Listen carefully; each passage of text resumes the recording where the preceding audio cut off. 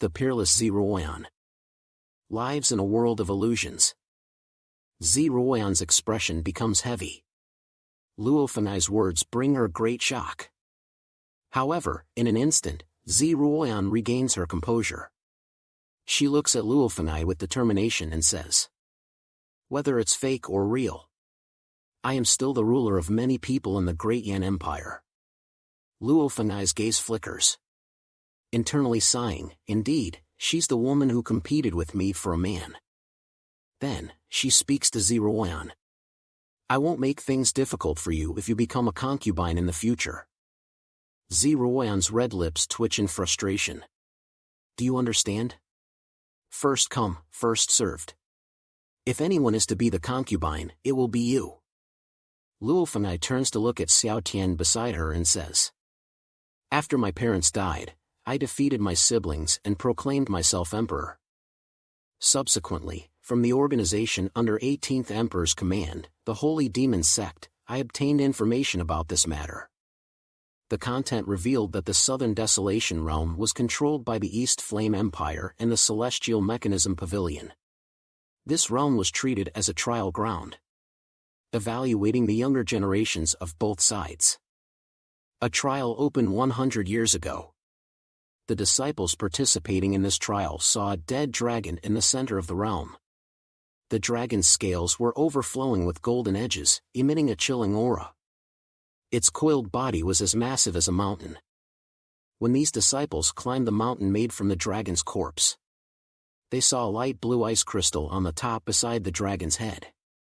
Inside it was a baby boy encased in ice. The ice crystal bore the inscription of his name, Zdizuan.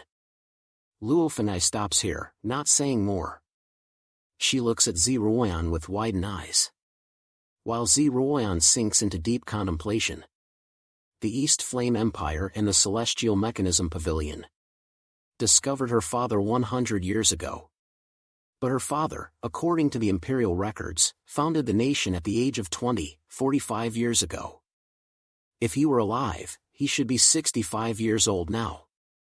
Moreover, Xiao Tian mentioned many aspects of her father's experiences that have discrepancies. Zeroyan sighs softly as she looks at Luofanai. "So, the world of illusions began from the moment my father was adopted, right?" Luofanai responds, "That's right. After discovering your father 100 years ago, the East Flame Empire and the Celestial Mechanism Pavilion tried various methods, but couldn't move the dragon's corpse or break the ice seal. It all changed when the naturally born treasure, the primordial embryo, appeared. The primordial embryo has different names depending on its material. This time, it's the primordial embryo jade. As the primordial embryo jade appeared, the ice began to melt, and the pure imperial intent from your father's body leaked out and flowed over.